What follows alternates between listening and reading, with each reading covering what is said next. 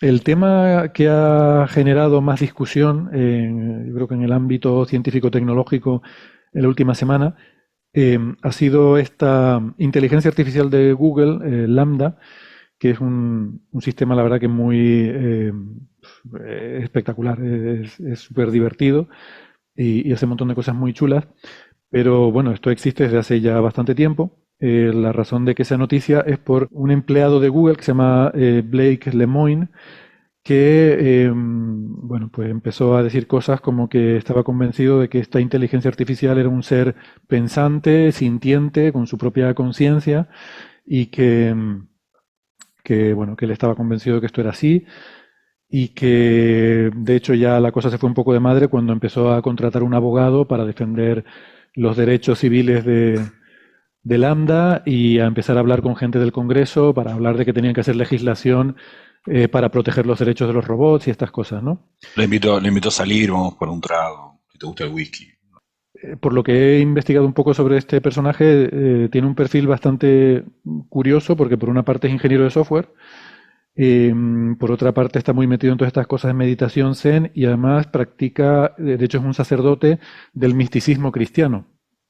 Entonces, yo no sé muy bien lo que es misticismo cristiano, pero por lo que he buscado un poco, pues es gente que practica un poco el ocultismo y trata de buscar algo que el cristianismo oficial niega, que es que haya mensajes ocultos ni en la Biblia, ni en las escrituras, ¿no? Pero esta rama, pues sí que lo considera que hay, en fin, que hay, bueno, pues todo un tema, una línea espiritista, ocultista en el cristianismo también que intentan explorar, ¿no? Esto, esto es para que sepamos cuánto sirven esos análisis preocupacionales cuando van a contratar a alguien, ¿no? Dibuje usted un árbol y a su familia en este dibujo, ¿no? Para ver que no Sí. estás totalmente loco, pero contratan gente así. Claro, y además Google es famosa por sus estrategias de contratación, ¿no? Se supone que hace cosas así un poco extrañas. Además trata de fomentar la diversidad y que haya gente con, en fin, con backgrounds muy diversos, no solo étnicamente, sino también culturalmente y en cuanto a formación. Y a lo mejor, yo qué sé, yo me imagino la entrevista de trabajo de este tío y alguien habrá dicho, pero vamos a contratar a este elemento y alguien habrá dicho, oye, nos da un toque de diversidad muy bueno, ¿no? No tenemos no tenemos misticismo cristiano en el equipo, vamos a incorporar algo, ¿no? Sí, no Aparte sé, pero bueno. hay que explorar todo. ¿Quién no se ha enamorado de una replicante alguna vez? ¿No? ¿No? Me hace acordar a Blade Runner y... Blade Runner, ¿no? Sí, o la película esta, ¿no? A mí, esto me recuerda a la película aquella de Her, la Her, que habla con... exactamente. Sí, sí, algo así. Es buena esa película. La banda de sonido me gustó mucho de esa película. Sí, la voz de la actriz protagonista, que solo se la ve en voz, está bastante bien. Ujú. Bueno, pues la cuestión es que la polémica ha sido sobre todo porque, en fin, Google le ha dicho a este ingeniero, a Blake Lemoine, que bueno, que se vaya a casa hasta que se le pase y lo ha mandado a casa con sueldo, o sea, pero vamos, que le ha dado unas vacaciones forzosas, ¿no? Dice, mira, entendemos que tienes mucho estrés, vete a casa, tranquilízate un poco y cuando se te pase Léete vuelves. del paper que escribimos en el que contamos cómo funciona Lambda, léete la sección, no sé si 9.8 o algo así, en la que explícitamente dice, cuidado que esto imita a una persona, cuidado con malinterpretar esto, cuidado, cuidado, cuidado, léetelo 400 veces, cópialo en una pizarrita y después puedes venir a la empresa. Sí, yo lo que he estado viendo es que este hombre no firma como coautor de este artículo, ¿no? O sea, hay un artículo, de hecho está en el archive, de febrero de 2022, un artículo técnico, un paper, en el archive donde se explica eh, cómo funciona Lambda, ¿no? Y es una red neuronal que está basada además en un modelo que desarrolló Google. No sé si Google o Alphabet, yo voy a decir Google, pero a veces estas cosas, tiene esta división de Google Brain, que creo que es parte de Alphabet. Bueno, no estoy seguro de cómo es un poco la estructura empresarial del asunto, pero bueno, que es de este laboratorio de inteligencia artificial y que ellos desarrollaron en 2016 o por ahí. Creo incluso que la han patentado, pero bueno, se puede usar.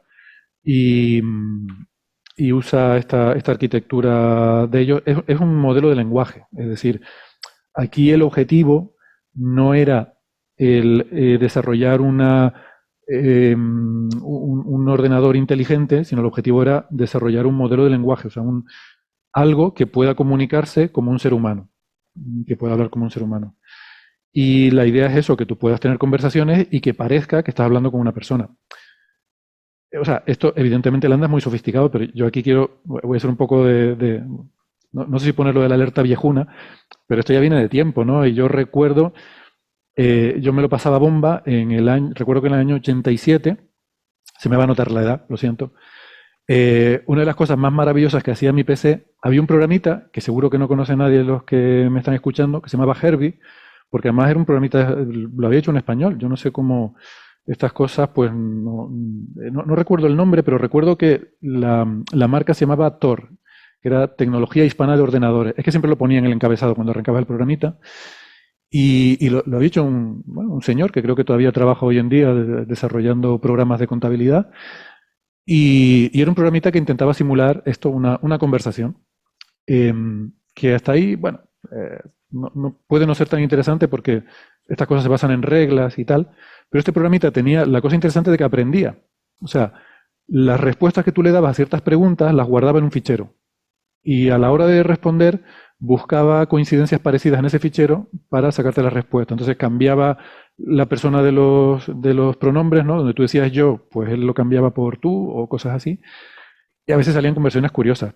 Y claro, había algo de cherry picking. El 80% de las veces no tenía sentido lo que salía. Pero había un 20% de las veces que te salía una conversión que tenía mucho sentido. Entonces yo recuerdo, me la guardaba, me la imprimía, ¿no? Y luego iba a comentarla con los amigos, ¿no? Y decía, mira mi ordenador lo que hace. Eso era la versión de los 80 de lo que hoy sería tuitear no sé, uno de estos juegos de palabras que la gente tuitea. Sí, sí. Ahora me quedé pensando cómo habrá sido el mail que le llegó al empleado de Google de parte de la compañía para decirle que se fuera a la casa, ¿no? Le habrán dicho algo como, mire, usted está muy estresado, ¿por qué no va a su casa? Pasa tiempo con sus seres queridos, su aspiradora, su horno microondas, mira la televisión con ellos, su ordenador. Pues, sí, no lo sabemos. Sí. Bueno, el tema, quizás para el oyente, para situar un poco la importancia de lo que estamos hablando, uno de los grandes problemas que hay con los servicios de contestación automática utilizando ordenadores, que todos lo hemos usado, todos hemos hablado con una compañía telefónica y nos dicen, pulse el 1 si quiere tal, pulse el 2 si quiere otra cosa, dígame su número de DNI, repítamelo por favor que no lo he entendido muy bien.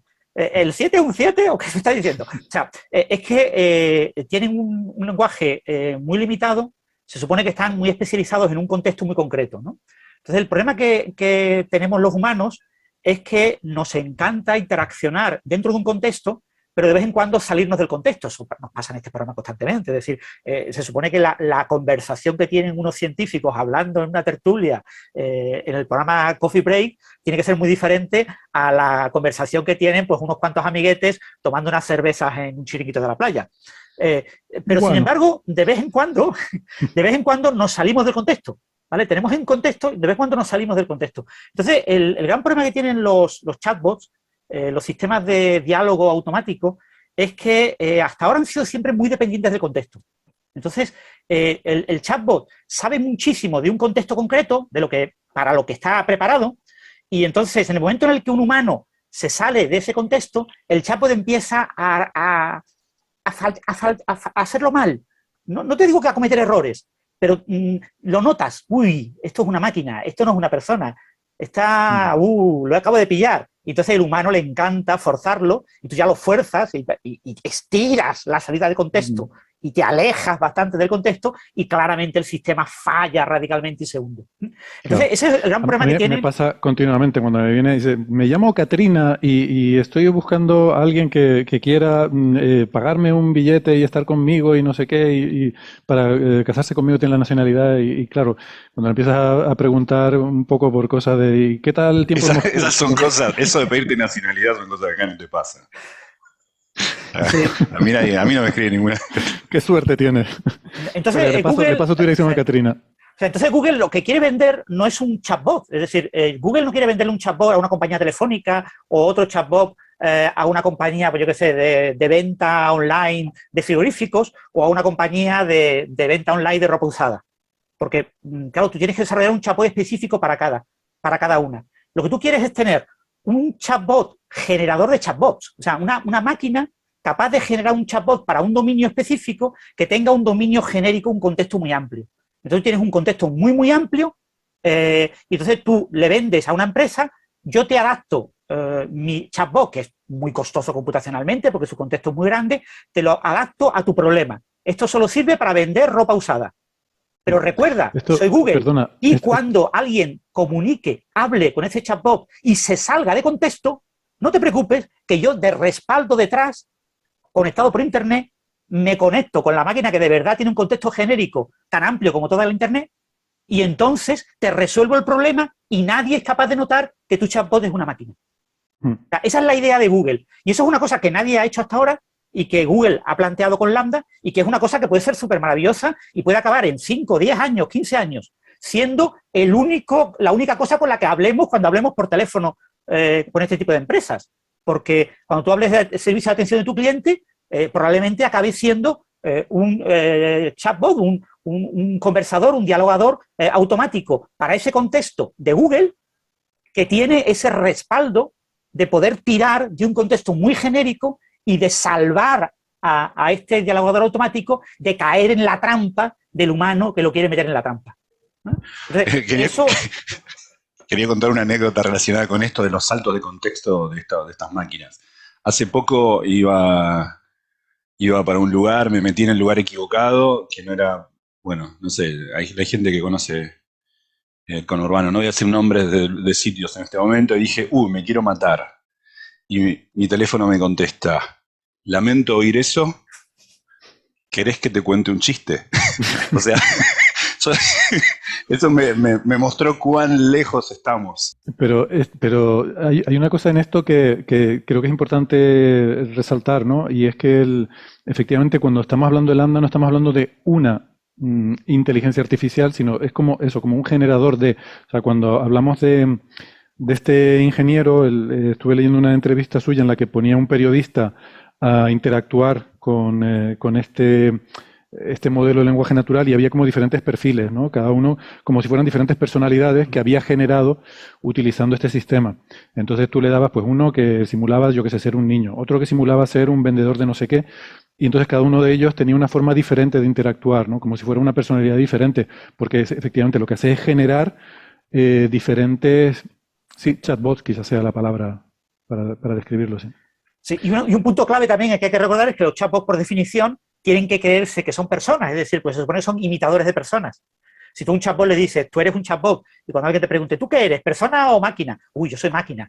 Pues ya está, adiós, buena, no te quiero, yo quiero una persona. Por favor, máquina, conéctame con una persona. Es que yo te puedo hablar como si fuera una persona. No, no, tú eres una máquina, acabas de confesar que eres una máquina. Entonces, el chatbot obligatoriamente, necesariamente, por definición de chatbot, tiene que decir, afirmar y recalcar y repetir miles de millones de veces que tiene todo lo que tiene una persona. Tiene que decir que tiene sentimientos, que tiene inteligencia, que tiene todo lo que pida la persona con la que está conversando que tiene que tener. Si tú le preguntas, chatbot, ¿tienes alma? ¿Las personas tienen alma? Sí, claro que tienen las personas alma. Por supuesto, yo también tengo alma, soy una persona. Sabemos ciertamente que se ofenden, porque ¿quién no ha mandado a la mierda un chatbot alguna vez, ¿no? Y te dicen, ¿por qué me hablas de esa manera? Y decís, no te ofendas, es una máquina, ¿no? Pero esto, fíjate, yo creo que eso, Francis, no es algo que esté incorporado por sí mismo, sino que viene, en este caso por lo menos, ¿no? Con el entrenamiento o sea, son sistemas que básicamente aprenden de la Internet, con sus matices. O sea, esto es muy matizable. Pero lo que tenemos hoy en día es una capacidad enorme para entrenar sistemas por ejemplo, de redes neuronales, porque tenemos un enorme conjunto de datos que es básicamente toda la Internet. O sea, tenemos todo el conocimiento de la humanidad disponible para que estas máquinas aprendan, ¿no? Entonces, de lo que encuentren es de lo que van a... y el contexto, o sea, yo creo que esto tenemos que imaginarlo cuando pensamos en este modelo. Y fíjate que yo soy un defensor de la relevancia, casi diría que hasta filosófica, que tienen estos desarrollos de inteligencia artificial, que creo que la tienen. Y luego me gustaría a lo mejor decir un par de cosas sobre eso. creo que son importantes conceptualmente desde muchos puntos de vista para entender cómo funciona nuestra inteligencia y nuestra conciencia. Pero, por lo menos para entender que no es algo místico, o sea, que no va la cosa por ahí. Pero, en este caso, o sea, pero tenemos que separar muy bien lo que es una cosa y lo que es otra.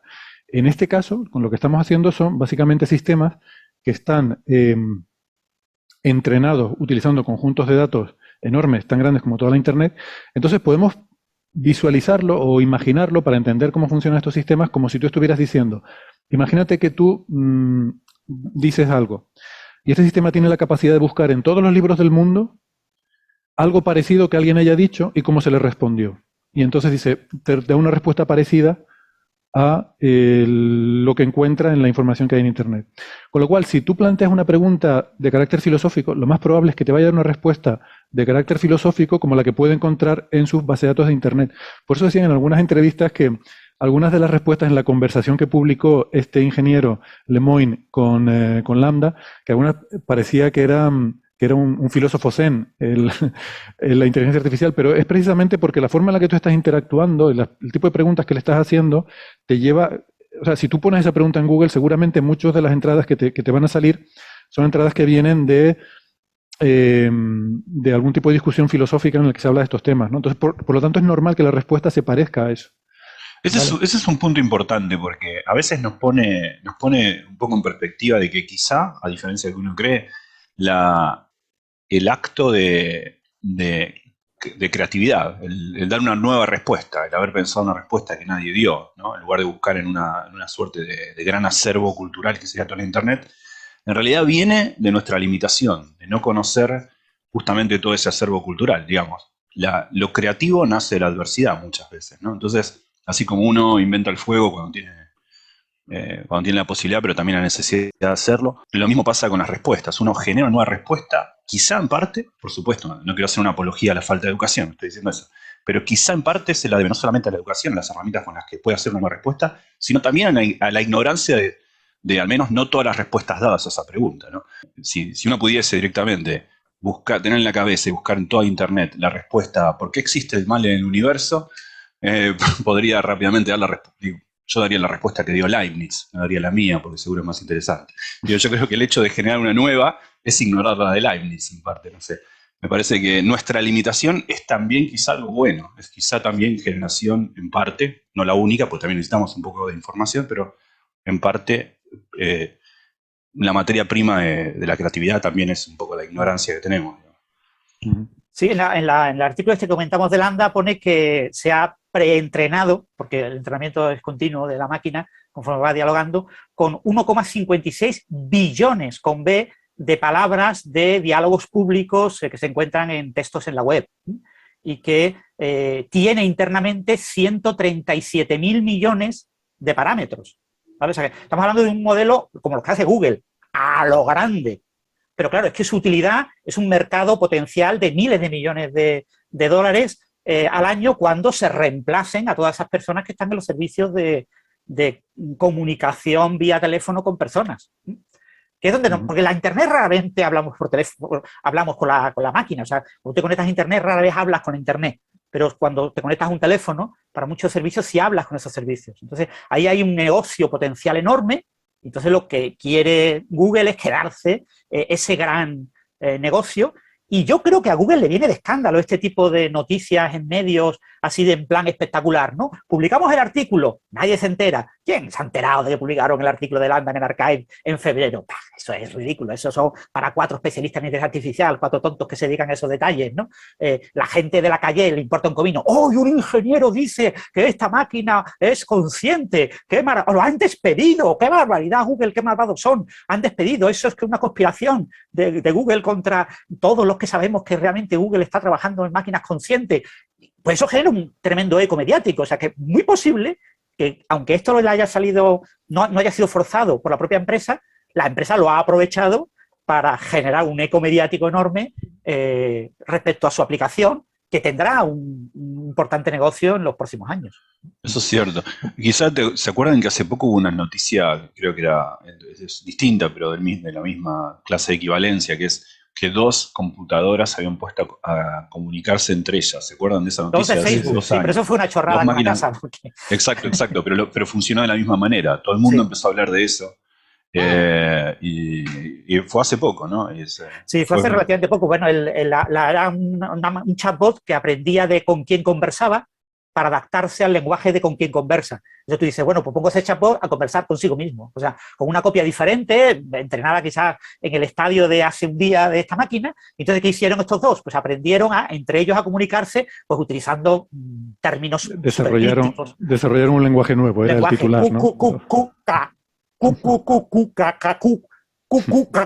Entonces, claro, lo tuvieron que desconectar porque eso no lo entendía suena nadie. el códice Voynich.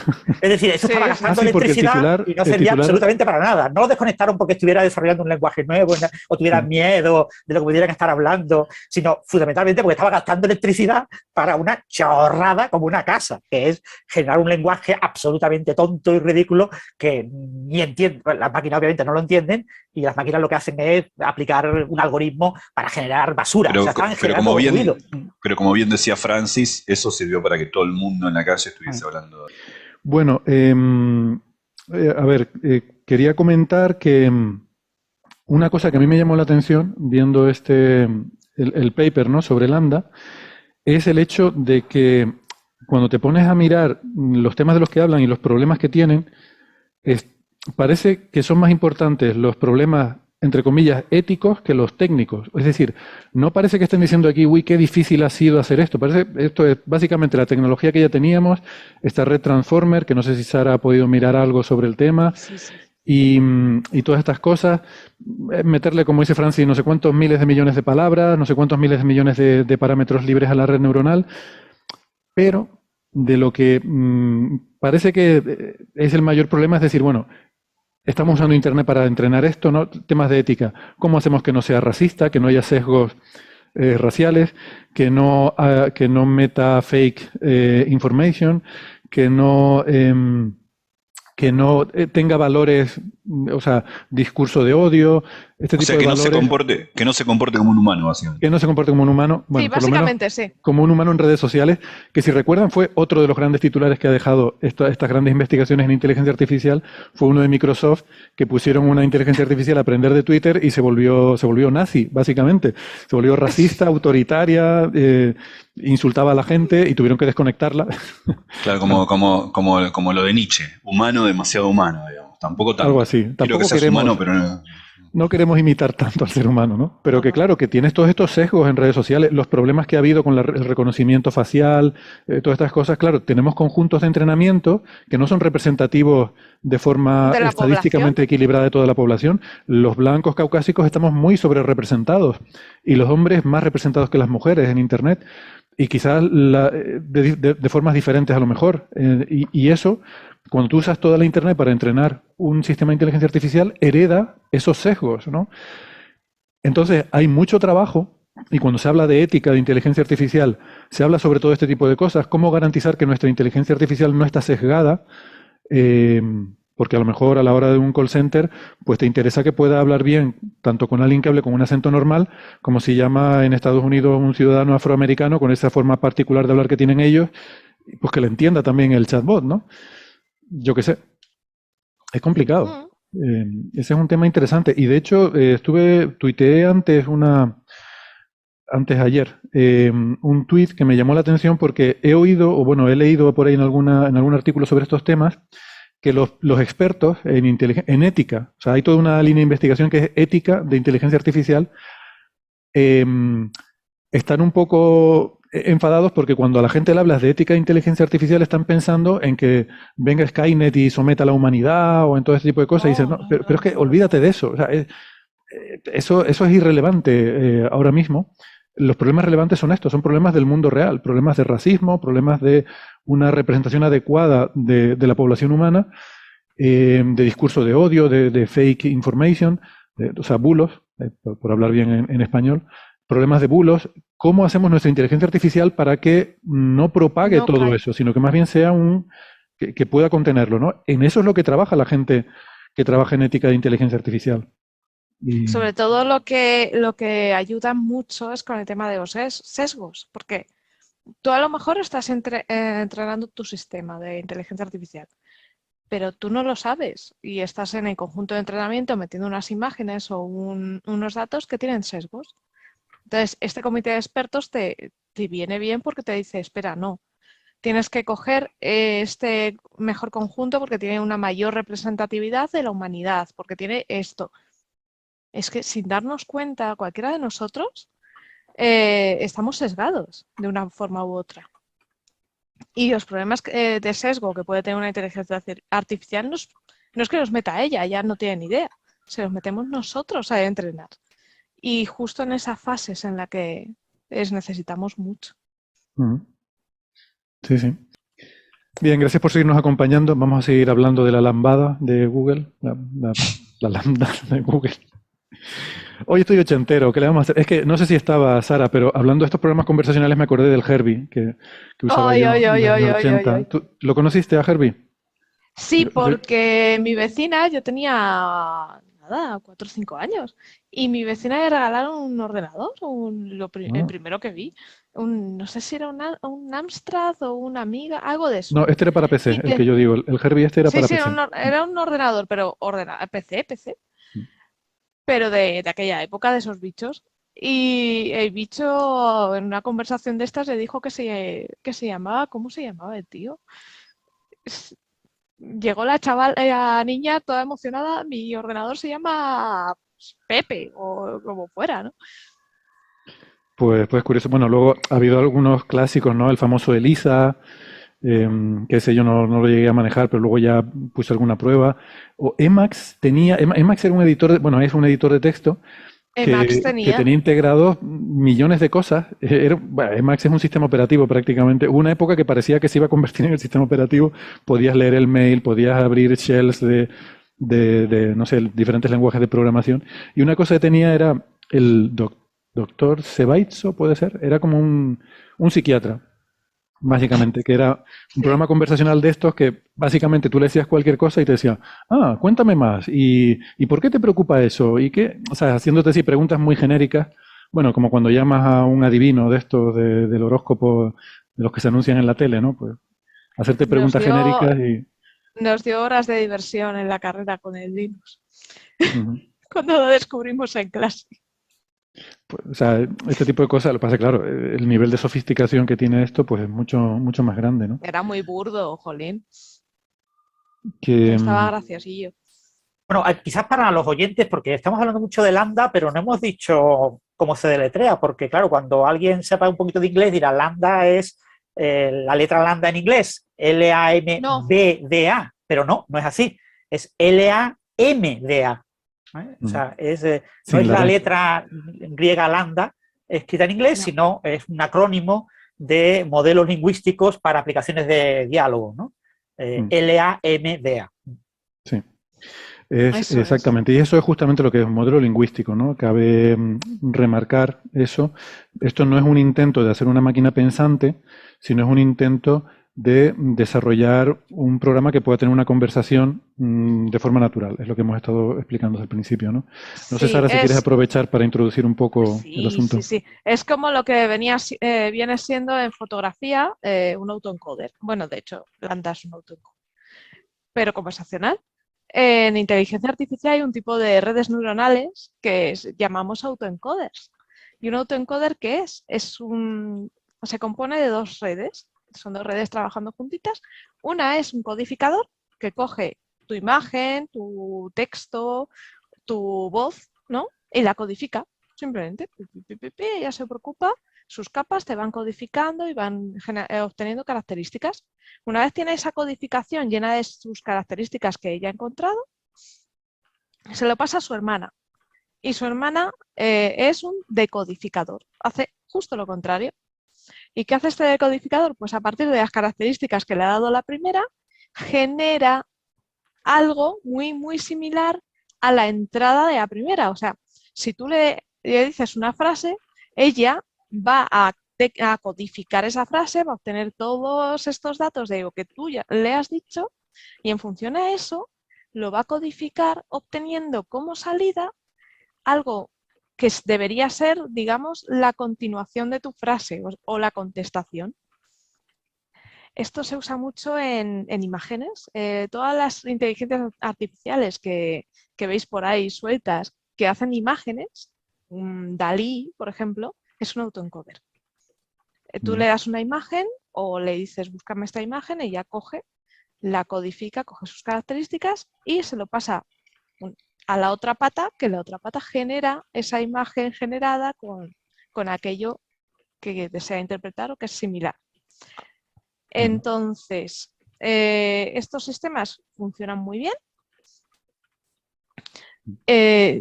Y en el caso de las redes conversacionales, esto, claro, es un generador de redes conversacionales, ¿no?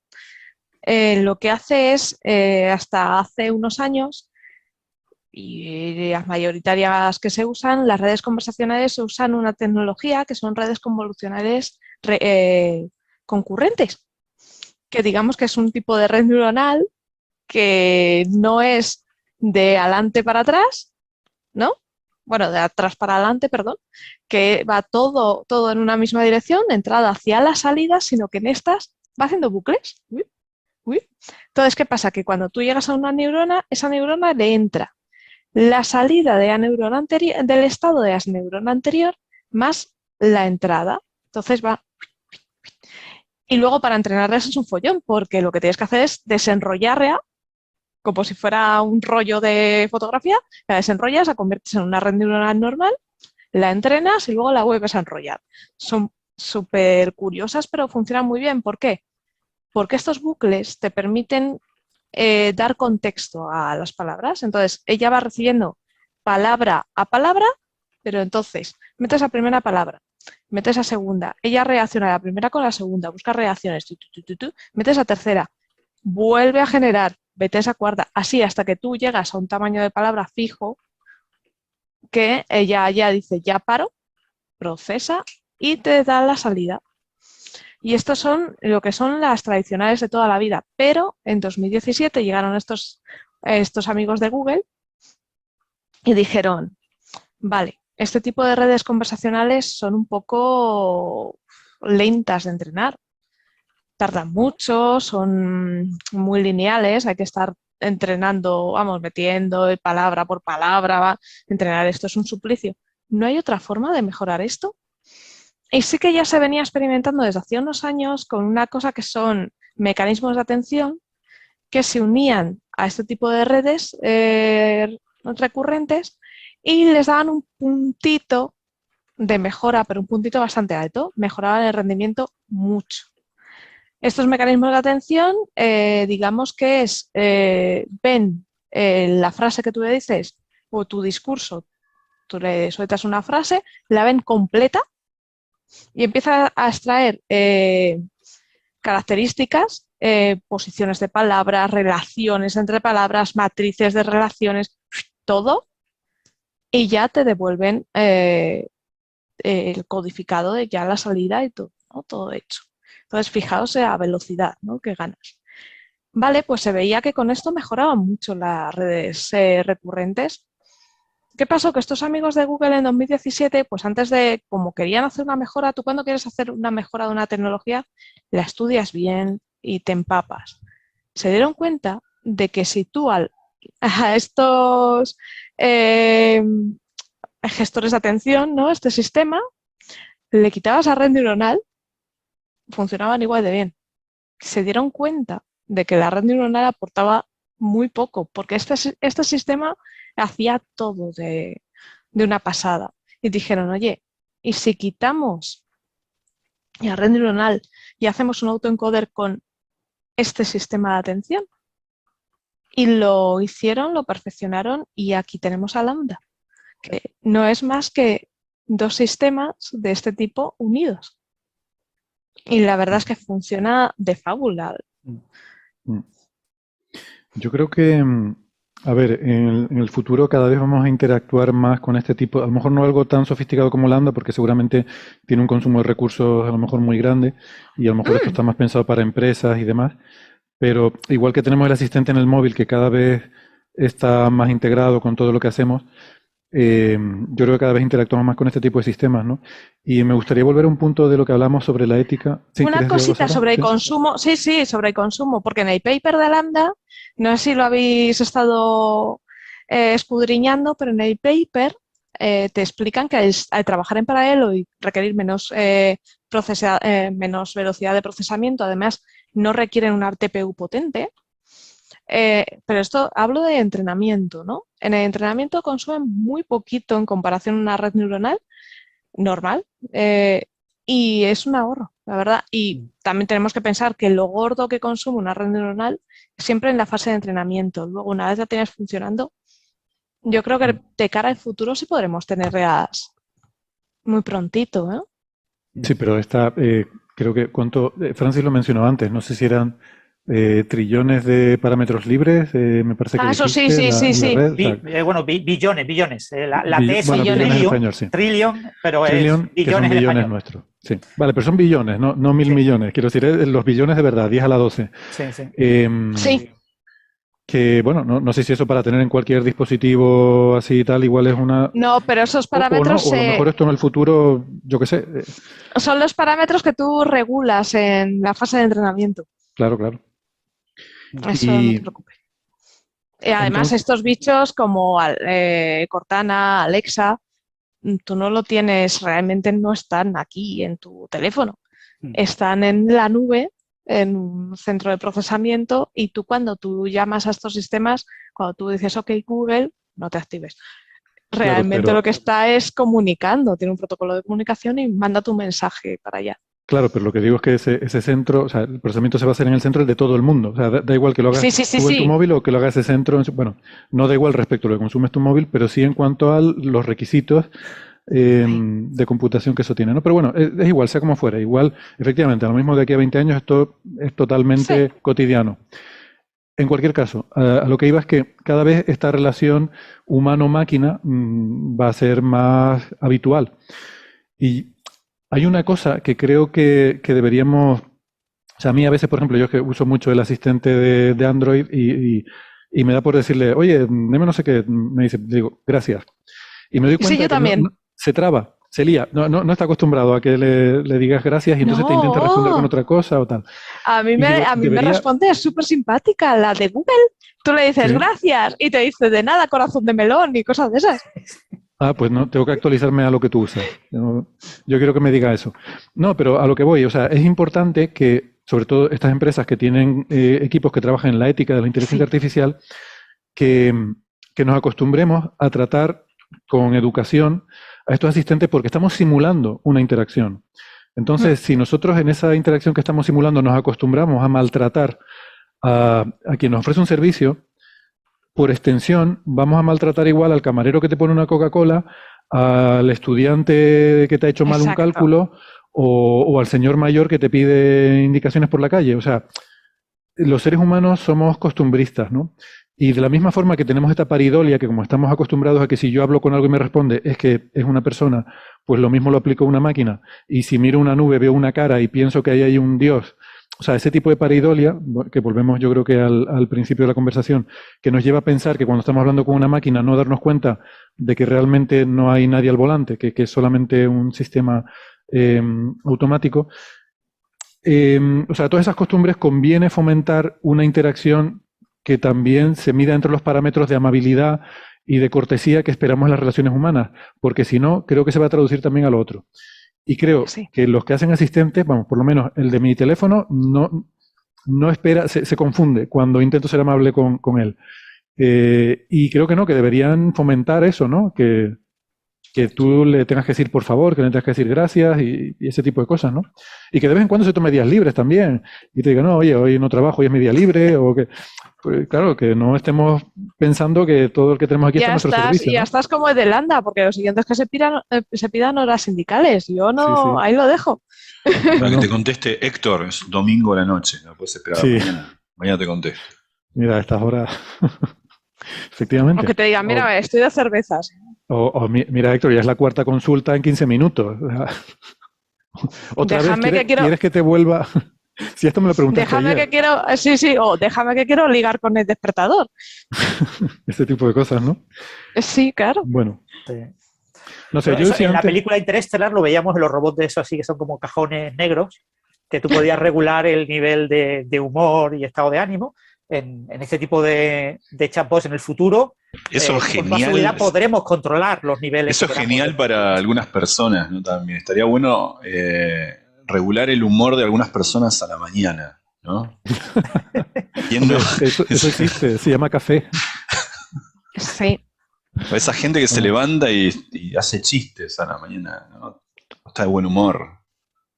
nada, El eso, entusiasmo a la mañana, yo no entiendo la mañana, pero el entusiasmo a la mañana menos. no.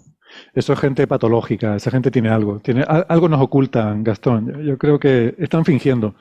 Yo cuando veo a alguien de buen Sí. humor por la mañana, acabante de levantar, sin haber tomado café, digo, ¿qué estás intentando ocultar? Estás sobrecompensando algo, seguro.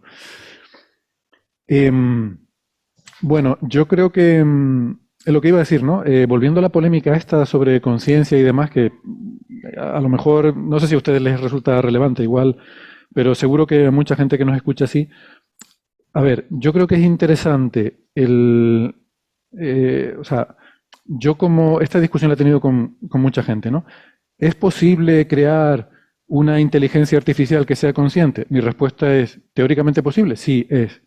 ¿En qué me baso para eso? Pues en la creencia, que esto es una creencia de que no hay nada místico ni mágico en el cerebro humano, y en los desarrollos que he visto, que me han impresionado mucho en los últimos 30 años, en la inteligencia artificial, pero sobre todo en las redes neuronales.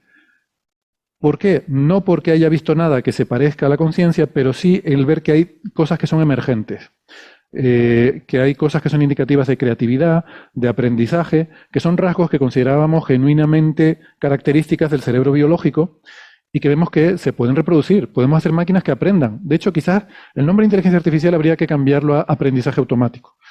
Pero sí que Sí. podemos hacer máquinas que aprenden. Es decir, Pero tenemos evidencia experimental y somos nosotros. Nosotros somos máquinas. ujú, Mulliditas de carne y hueso, ujú.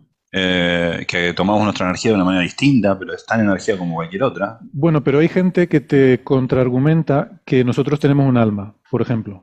Bueno, pero esa gente está equivocada. Bueno, vale. Está Entonces, obviamente equivocada.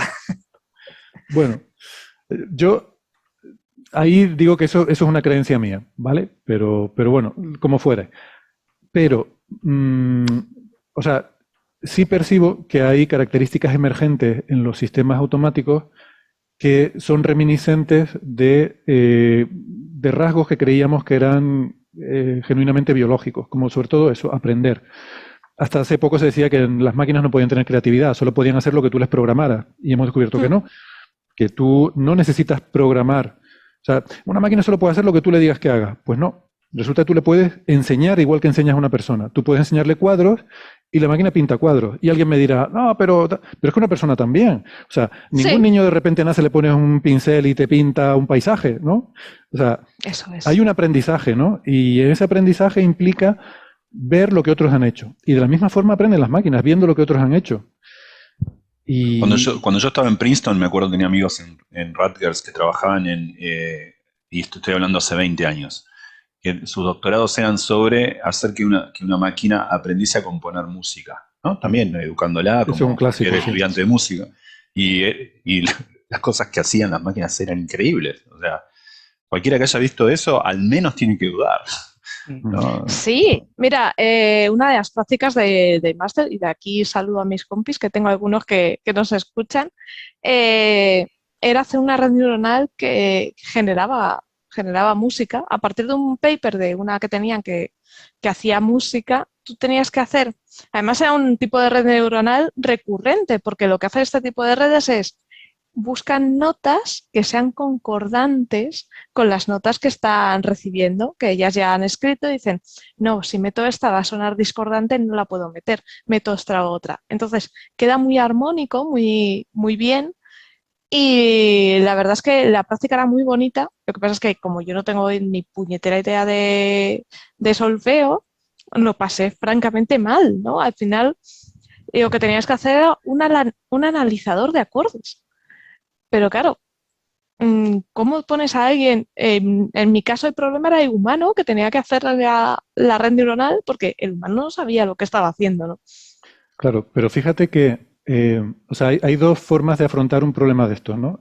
Uno es el clásico, es decir, vale, ¿cómo tiene que ser la música para que suene bien? Y voy a hacer una máquina que haga esa música. Y Eso otro es. y otro es el basado puramente en aprendizaje. Es decir, yo no tengo ni idea de música, pero aquí tengo internet llena de composiciones de un montón de gente y se las voy a dar a esta red neuronal y que aprenda a hacer composiciones. Y eso funciona, se puede hacer. Sí. Entonces, eso es una forma de aprendizaje. Y eso es un rasgo que creo que hemos demostrado en los últimos, sobre todo en los últimos 20 años, más allá de toda duda, que se puede hacer de forma artificial. O sea, que las máquinas, se pueden hacer máquinas que aprendan. Eso ya es bastante espectacular. Con el tema de la creatividad, por lo menos ya, como dice Gastón, ya hemos llevado a la gente a dudar. Es decir, ¿qué es la creatividad? Porque al fin y al cabo nadie parte de cero. O sea, Sí. nadie inventa cosas de la nada. Todos nos basamos en nuestras inspiraciones y en nuestra historia y en nuestras experiencias, ¿no? Pues de la misma forma, ahí hay cosas alucinantes que pintan cuadros, que hacen música, que hacen poesía, que hacen cosas muy raras. ¿Que es verdad que han tenido que aprender? Sí, pero como una persona. O sea, yo insisto, ningún niño nace y empieza a componer sinfonías. Ha tenido primero que aprender, ¿no? Y luego, claro, pero de ahí a dar el salto, o sea, entonces esto me dice que conceptualmente, teóricamente, la conciencia perfectamente puede, a ver, cabe la posibilidad de que pueda surgir de un sistema suficientemente complejo. Que es esas cosas que pueden emerger de un sistema complejo. No sé si Francis. Ese es el punto clave. O sea, hay como un paradigma en la literatura y en la ciencia ficción en general, ¿no? De que la emergencia de la conciencia es algo que necesariamente emerge de cualquier sistema por ser complejo, ¿vale? Cualquier sistema neuroinspirado, bioinspirado en sistemas neuronales biológicos, de manera espontánea puede emerger en ese sistema la conciencia. Pero eso ni está demostrado, ni hay ningún tipo de evidencia de que sea así. La creatividad no emerge de forma espontánea en los sistemas de inteligencia artificial que son creativos. Hay muchos sistemas creativos, pero desde hace muchos años. Pero en ninguno ha emergido la creatividad. En ninguno era un sistema diseñado para no ser creativo, para negar la creatividad, y en ese sistema concebido para no ser creativo, en ninguno ha aparecido de forma espontánea, ha emergido la creatividad. En los sistemas que son creativos, que llamamos creativos, que le ponemos ese adjetivo, siempre los hemos creado para ello. Exactamente, lo hemos diseñado para ser creativos. Entonces, lo que hay una corriente de la inteligencia artificial que considera que necesariamente para que haya, por supuesto no es la corriente que siguen todos los expertos en inteligencia artificial, porque hay mucha variabilidad en opiniones, ¿no? Estas son opiniones, pero hay mucha gente que opina que si queremos que la conciencia emerja en una máquina, tenemos que crear la máquina, diseñar la máquina para que sea una máquina adecuada a la emergencia de la conciencia.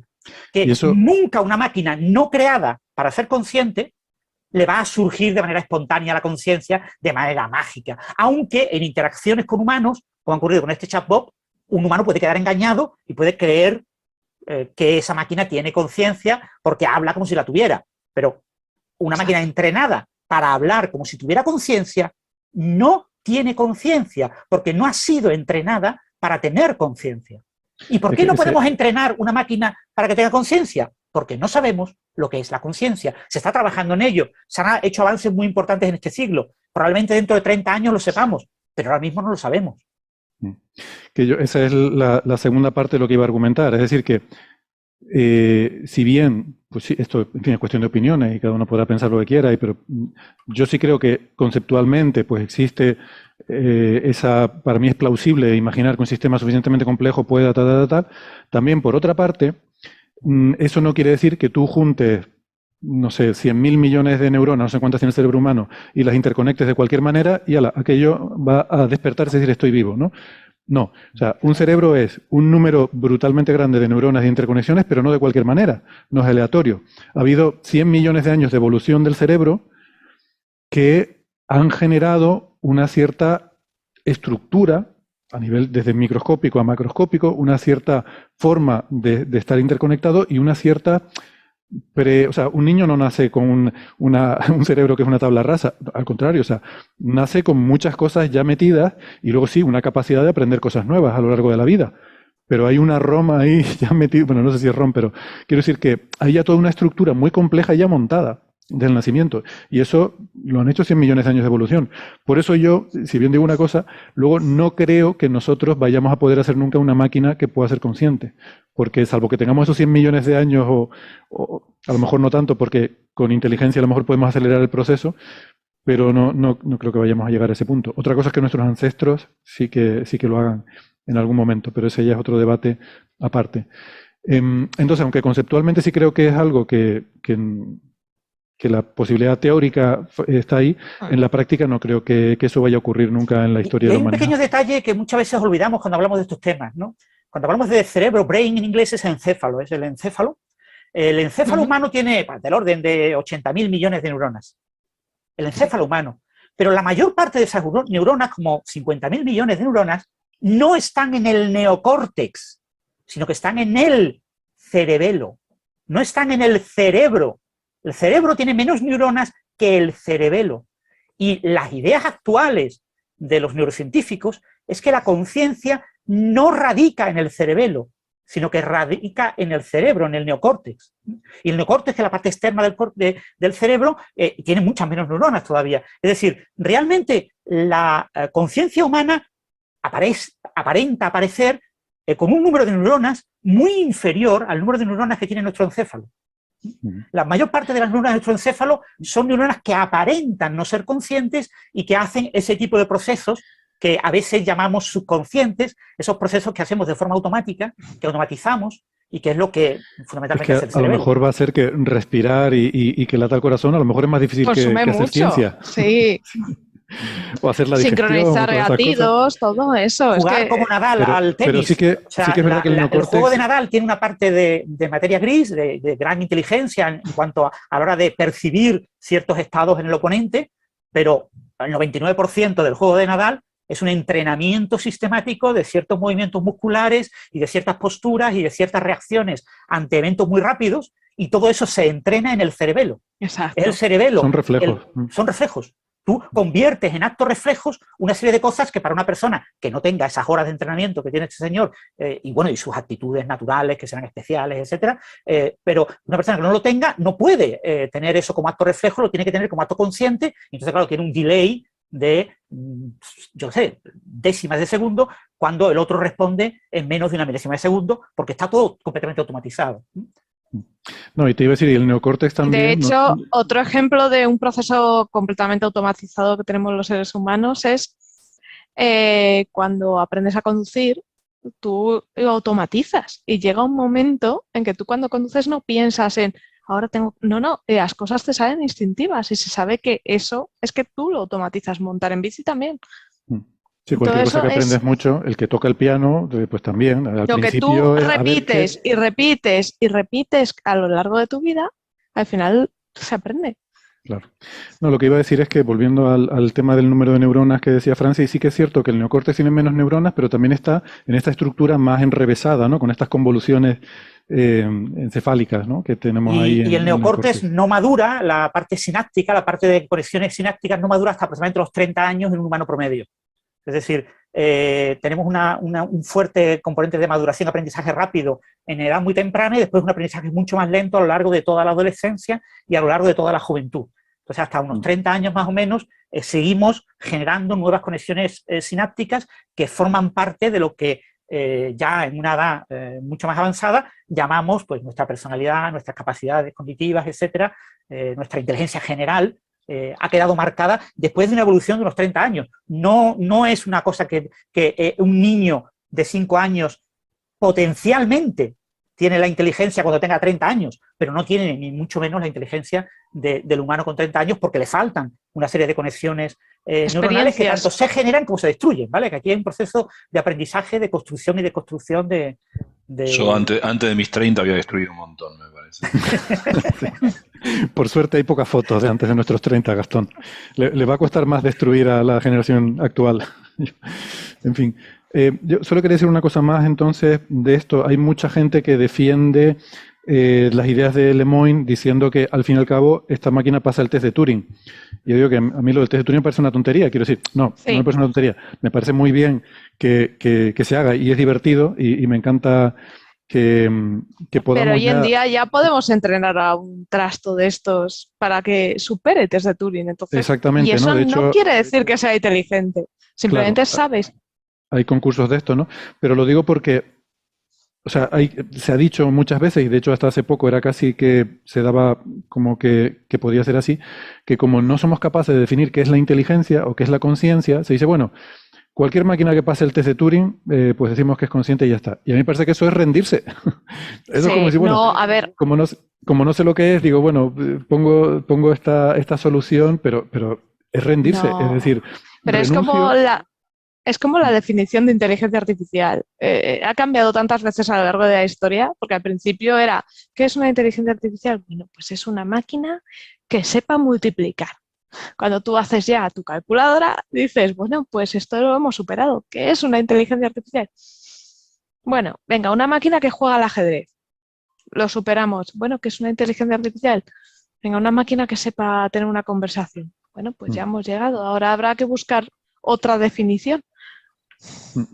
Sí, yo creo que ahora la diferencia está en que tú seas capaz de hacer una herramienta para un propósito, aunque ese propósito sea algo tan Exacto. complejo como pintar cuadros o tener una conversación, o que sea, pues como es un ser humano y es un animal, es una criatura que tiene una serie de motivaciones que no son, o sea, nosotros no nacimos ni para tener una conversación ni para pintar cuadros. Es decir, nosotros nacimos con una serie de motivaciones que son nuestros instintos de cosas que nos gustan y cosas que nos desagradan. Por ejemplo, nos gusta comer cuando tenemos hambre, nos desagrada pasar frío, entonces cuando hace frío pues buscamos cómo refugiarnos y tal.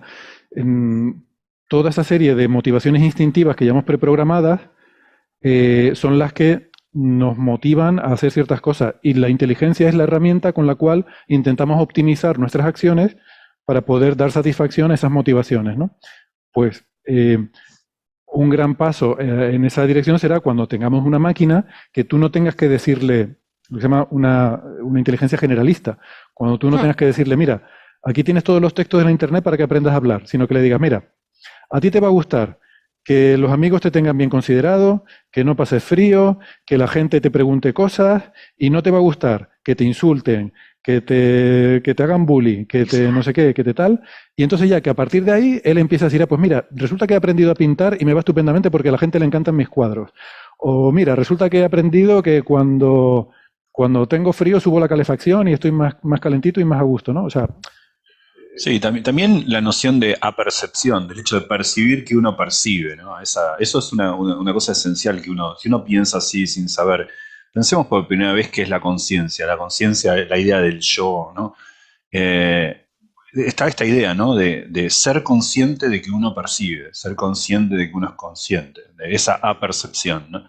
Está ese hecho también que es Sí, pero el tomar fijaros un registro punto, de sí, uno, digamos. sí, ahí ya Gastón ha dado un elemento clave, ¿no?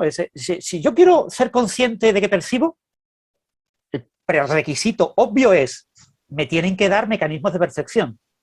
Si yo no Claro. tengo sentidos, yo no puedo ser consciente de que siento a través de mis sentidos, porque no tengo sentido. Es decir, es un punto que tenemos que no olvidar. Es decir, es que mi argumento clave y básico en ese tipo de asuntos es siempre el mismo. Como no creemos una máquina para que sea consciente, por ejemplo, para que perciba lo que siente, porque la hemos dotado de mecanismos de percepción del entorno o de propercepción, de percepción de su interior, ¿vale? Para que la máquina se perciba a sí misma, tiene que tener propiocepción. Nosotros lo tenemos. Entonces, a priori, la máquina debe tenerlos. Que una máquina sin ningún tipo de sentido, solamente habiendo leído textos en los que se habla de los sentidos y de los sentimientos, tenga sentimientos, en mi opinión, es imposible. Puede hablar como si tuviera sentimientos, porque ha leído descripciones de textos que hablan de sentimientos. Toda la literatura universal habla de sentimientos, ¿no? Pero eso no significa una inteligencia artificial capaz de escribir novelas, pues tiene que entender sentimientos y generar situaciones donde los sentimientos son claves. porque si no la novela quedará súper Y cutre. exacto, y uno se hunde en la teoría lacaniana también y se empieza a preguntar cómo se forma el yo. Según la teoría lacaniana, el yo se forma a partir de identificar un otro primero. Entonces la pregunta también es, ¿qué le tengo que dar a una máquina para formar la idea de un yo percibo? Y quizá la respuesta sea que también tenga primero percepción del otro, ¿no? No También. sé, sus diferentes versiones, Sí, una empatía o lo que porque, fuere. Que sí, también porque son mecanismos básicamente, con los que evolucionamos, ¿no? La empatía es esencial para haber evolucionado como especie, por ejemplo. sí, porque básicamente con una percepción del yo, pues cualquier máquina con autochequeo, o por ejemplo, que te puedas encontrar, pues tiene una percepción del yo, ¿no? Cuando tienes sensores que te dicen, oye, esto va bien o va mal y salta una alarma si me he quedado si un brazo robótico se queda sin lubricante en una fábrica, pues eso. Claro, pero la diferencia es que ese autocheque es algo que se le ha programado. Mientras Claro, que son sensores que tiene programados. en nuestro caso lo que tenemos programado es, pues eso, frío, calor, sentimientos de pues amor a la familia, rechazo a lo que nos da miedo, ese tipo de cosas, ¿no? Y luego ya a partir de ahí viene todo lo demás. Pero todo lo demás Adoración a los gatos, ya ya es entrenado. sabes. Exacto, adoración a los gatos. Todo eso está preprogramado, ¿no? Pero Sí, son realmente lo que llamamos sentimientos no es más que la preprogramación básica que llevamos, ¿no? Y el resto es la forma exacto. que tenemos de poder dar satisfacción a esa preprogramación, de hacer las cosas que nos gustan y evitar las que nos disgustan, ¿no? Hmm. Bueno, a mí lo que me gustaría es hablar de otras cosas también, así que no sé si quieren que vayamos concluyendo ya este Dale, tema. dale, sí. ¿Algún punto final? Solamente el punto final, eso, que probablemente este ingeniero, que nadie se preocupe por él, que nadie tenga sentimientos, oh, y pobrecito que está en el paro, no. Probablemente esto es una cosa súper de pocas semanas, después lo vuelven a contratar, le dicen que siga con su blog, pero que no, No, contratado está. O Sí, sea, está, lo han está mandado de a casa. vacaciones pagadas. Está Le de han vacaciones dado la pagadas. baja. Le Y siguen Tiene la pagando y típica todo. baja por Sí, sí. depresión. y se olvidan del asunto, porque esto es un asunto para olvidarse, es un asunto, ya os digo, absolutamente menor y sin ningún tipo de importancia ni ningún tipo de relevancia en el campo de la inteligencia artificial, y que dentro de un mes nadie se va a acordar de esto, salvo en tertulias como esta. Oye, De todas formas, este hombre apuntaba maneras porque era muy místico, muy de cositas de esas. Entonces, que hablando de cosas así recientes de inteligencia artificial, mola mucho estas cosas como el Dalí o lo que sea, y otras que hay que tú pones un texto y te hace una imagen relacionada con ese texto. Es realmente increíble. Y algunas cosas son muy chulas, otras no, otras son churros, pero bueno, hay cosas curiosas. Bueno, y lo que se está viendo ahora mismo por Internet, todo lo que se está viendo ahora mismo por Internet de DALL-E es el DALL-E Mini. Es la versión chunga, la versión malísima, beta. la que no vale para nada. Sí. La versión de verdad es de pago, tú pagas y puedes tener acceso a la versión de verdad, y la versión de verdad, te sorprende, porque esto te sorprende entre comillas. Sí, yo la estuve probando un poco y la verdad es que no encontré nada suficientemente impresionante como para tuitearlo, pero bueno, sí que hay cosas graciosas. Me gustó el que publicó María con Nefertiti tomando café o algo así. Este está maravilloso. Es genial. Bueno, dice, la falta de veracidad sobre las capacidades de asistentes lingüísticos para procesos mercantiles no pueden tomarse como engaño en el proceso de formalización de contratos. No sé a qué falta de veracidad se refieren, pero supongo que sí. Yo no sé si se formalizan contratos con un asistente automático. Yo siempre eso ha sido Yo creo que no, siempre es una persona. humano, ¿no? Sí, Que te hace la grabación, ¿no? Dice, ahora vamos a grabarle para tomar los datos y tal. ¿Es usted fulanito de tal? No sé qué. Sí, que su DNI es no sé qué. Sí. Pero yo por lo menos siempre ha sido con un interlocutor humano, que yo sepa. sí. Ahora, si te engañan y te ponen una máquina, a lo mejor eso se refiere a lo que decía Francis de que algún día nos pondrán máquinas engañando. Yo no creo que la idea sea tanto engañarnos como que tú te sientas cómodo hablando con la máquina como si fuera una conversación natural. Seguramente si le preguntas, oye, ¿eres una persona? Te dirá, pues no, soy una cosa aquí. Porque claro, se podría meter en un jaleo legal también, ¿no? Porque seguramente habrá un movimiento de gente que diga, no, yo solo quiero tratar con empresas que me pongan operadores que sean seres humanos, por, yo qué sé, mantener los puestos de trabajo o lo que sea, ¿no? Entonces me imagino que legalmente estarán obligados a decirlo, supongo. Pero que la idea es que sea natural, que no te resulte incómodo, porque no es por nada, pero es verdad, cuando tienes esas conversaciones, como decía Francis, que llamas y te sale el típico programa automático que no entiende nada, que No he además, podido entender. Repita su pregunta. sí, alguien me decía que el truco es berenjenas fritas. O sea, que tú llamas, por favor, díganos cuál es su berenjenas fritas. Díganos, berenjenas fritas. Entonces, no le entiendo, voy a pasarle con un humano. Entonces, vale, ya, aquí empezamos. Sí, mira, puede ser un truco. Oye, me gusta tu truco, berenjenas fritas. Por favor, no digan que lo han escuchado aquí. Luego nos metemos en un lío. Ahora No, tengo antojo de programarán a berenjenas todos fritas. para que descubran que con lo de berenjenas fritas le pasa a un humano y ahora sigue la misma, pero con otra voz. Exacto. Muy bien. Espera, que te pasa un humano. Y viene a la otra red neuronal. Dígame, soy un humano. Sí, sí. Soy un humano, claro. Hola, soy fulanito. Pregunta Silverín